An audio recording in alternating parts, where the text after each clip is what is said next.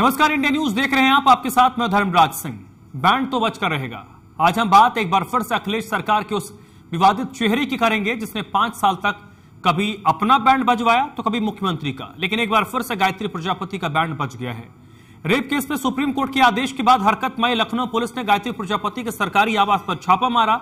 हालांकि गायत्री घर पर नहीं मिले, लेकिन पुलिस ने यह साफ कर दिया है कि गायत्री का पता चलने पर उनकी गिरफ्तारी होगी।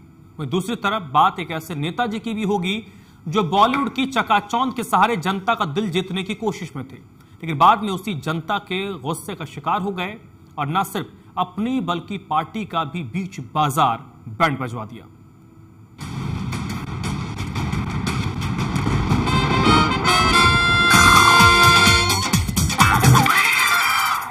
बैंड तो बजकर रहेगा में आज बात सबसे पहले सपा संरक्षक मुलायम सिंह यादव के सबसे खास शख्स की, जिसका आजकल यूपी के सत्ता के गलियारों में जमकर बैंड बज रहा है। समाजवादी पार्टी के नेता और अखिलेश यादव कैबिनेट में पूर्व मंत्री गायत्री प्रजापति के खिलाफ रेप केस की जांच शुरू हो गई है।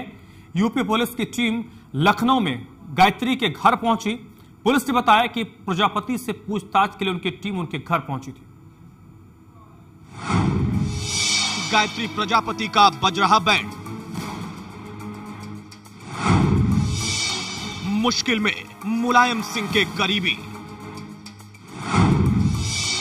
गायत्री प्रजापति पर कसा पुलिस का शिकंजा। अखिलेश सरकार में एक मंत्री का आजकल यूपी में जमकर बैंड बज रहा। 5 सालों तक अखिलेश यादव सरकार की किरकिरी कराने वाले गायत्री प्रजापति एक बार फिर से मुश्किल में पड़ गए। यूपी सरकार में परिवहन मंत्री गायत्री प्रजापति पर गैंगरेप का आरोप है। बताया जा रहा कि पुलिस ने गैंगरेप की पीड़िता का बयान दर्ज करने के बाद गायत्री प्रजापति की गिरफ्तारी के लिए कई टीमें गठित की। सुबह से ही पुलिस गायत्री प्रजापति की तलाश में जुटी है। पुलिस ने गायत्री प्रजापति के लखनऊ के गौतमपल्ली स्थित आवास का मुआयना भी किया। इसके साथ ही एक टीम ने पार्क रोड स्थित विधायक निवास के फ्लैट पर भी छापा मारा। पुलिस का कहना है कि प्रजापति से पूछताछ के लिए टीम उनके घर पहुंची, लेकिन गायत्री अपने आवास पर नहीं मिले। हाल ही में सुप्रीम कोर्ट के आदेश के बाद गायत्री प्रजापति के खिलाफ रेप का मुकदमा दर्ज हुआ। गायत्री प्रजापति अमेठी सीट से सपा के प्रत्याशी हैं, जहां 27 फरवरी को वोटिंग हुई। परिवहन मंत्री गायत्री प्रजापति समेत उनके 7 करीबियों पर गैंगरेप के साथ कई गंभीर धाराओं में मुकदमा दर्ज हुआ है। माना जा रहा कि पुलिस की सक्रियता से दुष्कर्म के साथ कई मामलों के आरोपी गायत्री प्रसाद प्रजापति की गिरफ्तारी बहुत जल्द हो सकती है। प्रजापति पर पुलिस का तेज होता शिकंजा ये साफ इशारा कर रहा कि 5 साल में सत्ता और मंत्री पद की आड़ में यूपी की जनता का बैंड बजाने वाले गायत्री प्रसाद प्रजापति का अब बैंड बजना तय है। देखना दिलचस्प होगा कि 5 सालों तक सत्ता की आड़ में कारनामे करने वाले प्रजापति कब पुलिस के हत्थे चढ़ते हैं। Bureau report, India news. तो उत्तर प्रदेश सरकार के एक मंत्री फरार हैं। मंत्री के बारे में लखनऊ पुलिस ये कह रही है कि मंत्री जी का लोकेशन ट्रेस होते ही हम उनको गिरफ्तार कर लेंगे। इस वक्त मेरे साथ विजय उपाध्याय, वरिष्ठ पत्रकार, फोन लाइन पर जुड़ चुके हैं, लाइव मेरे साथ जुड़ चुके हैं लखनऊ स्टूडियो से। सर, स्वागत है आपका इंडिया न्यूज पर। आप मुझे ये बताइए कि प्रदेश सरकार का एक मंत्री फरार कैसे हो सकता है? पुलिस ये कैसे कह सकती है कि हमें उनका लोकेशन नहीं मिल रहा है, जबकि उनके साथ तो सुरक्षा कर्मी होते हैं, जिस इलाके में वो जाते हैं लोकल पुलिस उनको एस्कॉर्ट देती है।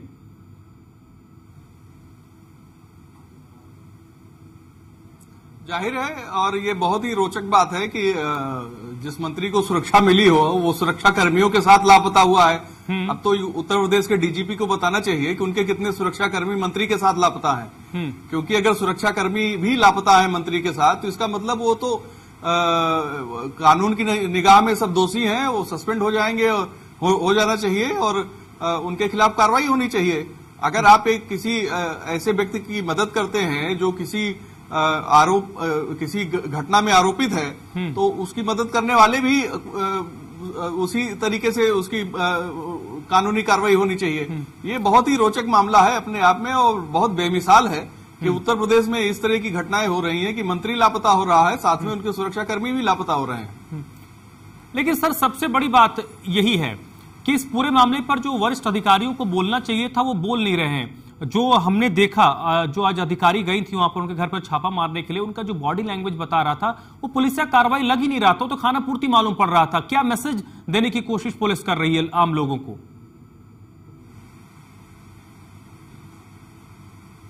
दरअसल देखिए, पुलिस का काम सत्ता का संरक्षण लेना और सत्ता को संरक्षण देना है। पुलिस तो आम आदमी को छोटी एफआईआर हो जाने पे तुरंत अरेस्ट कर लेती है, लेकिन चूंकि मंत्री का मामला है तो जाहिर है पुलिस तरह तरह की उसमें बातें बनाएंगी। और ये जो स्थिति है ये बहुत विचित्र है, जबकि चुनाव चल रहा है, चुनाव आयोग अपनी शक्तियों का इस्तेमाल कर रहा है, उसके बावजूद पुलिस तंत्र इस तरीके से काम कर रहा है, अपने आप में ये बहुत आश्चर्यजनक है और ये बताता है कि उत्तर प्रदेश में पुलिसिंग का क्या हाल है। नहीं, यहां पर सर अब कड़ी दर कड़ी अगर इस पूरे घटनाक्रम को अगर हम जोड़कर देखें तो सारी कहानी समझ में आ जाती है। मुझे जहां तक याद है तकरीबन 10 दिन होने को आए जब सुप्रीम कोर्ट ने कहा कि आप गायत्री प्रजापति के खिलाफ मामला दर्ज कीजिए, दर्ज क्यों नहीं कर रहे? कल तक वो खुलेआम अमेठी में घूम रहे थे, प्रचार कर रहे थे, कल उससे आज से पहले उनकी गिरफ्तारी के लिए कोशिश क्यों नहीं हुई?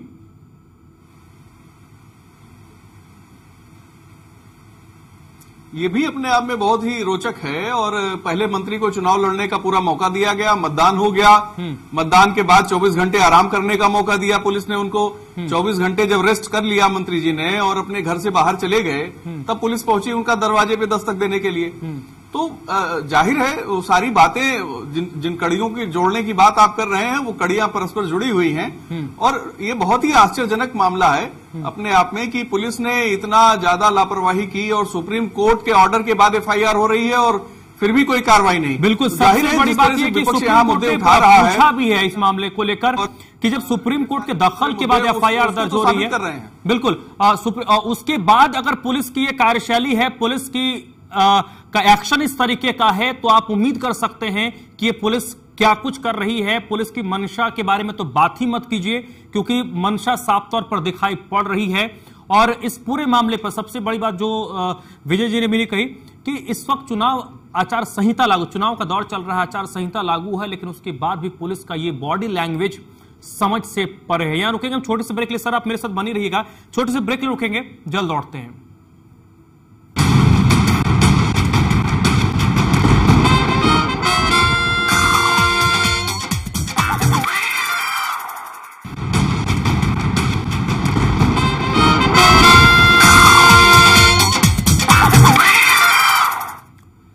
ब्रेक के बाद आपका स्वागत है। महाराजगंज से आरएलडी के नेता ही पार्टी का बैंड बजा रहे हैं। आरएलडी के महाराजगंज से उम्मीदवार शशि भूषण ने आज पार्टी और खुद का बैंड जमकर बजाया।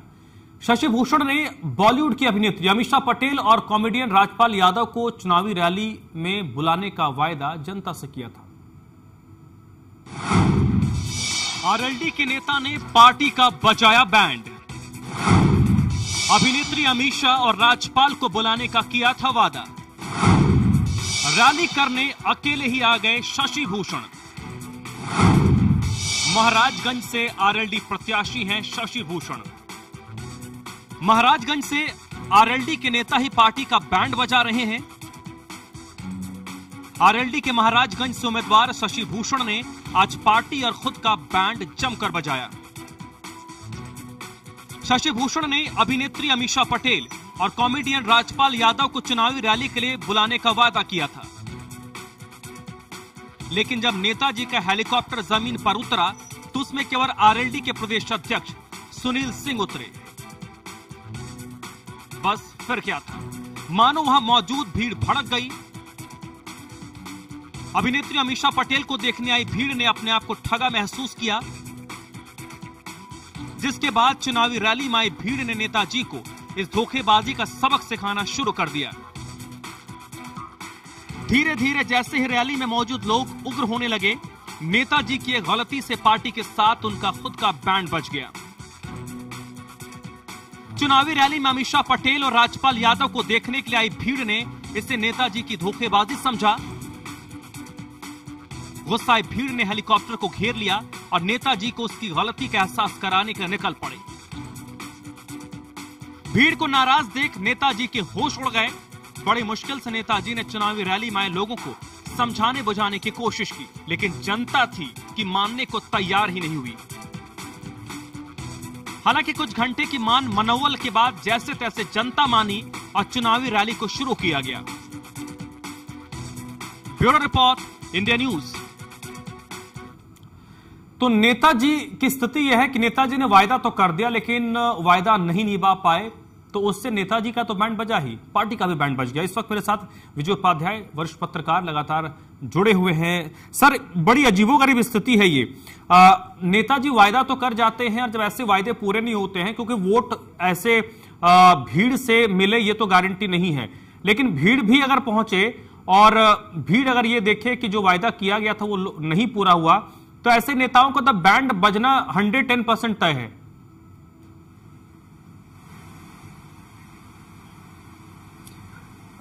देखिए धर्मराज जी, ये बिल्कुल सही है। दरअसल कोई सुनील चौधरी जी इतने लोकप्रिय नेता तो है नहीं, और चूंकि उनकी चुनावी सभा थी तो शशि भूषण को लगा कि ये मौका है, थोड़ा दिखा दिया जाए पब्लिक को इकट्ठा करके। और उन्होंने जिस तरीके से अमीषा पटेल और राजपाल यादव का नाम लिया, भीड़ आई उनको देखने के लिए। कोई सुनील सिंह को तो सुनने आई नहीं थी वहां, और उनकी कोई ऐसी लोकप्रियता भी नहीं है कि पूर्वी उत्तर प्रदेश के महाराजगंज में वो इतने लोकप्रिय हो कि वहां 10-20 हजार लोग या 5 हजार लोग भी सुनने आए।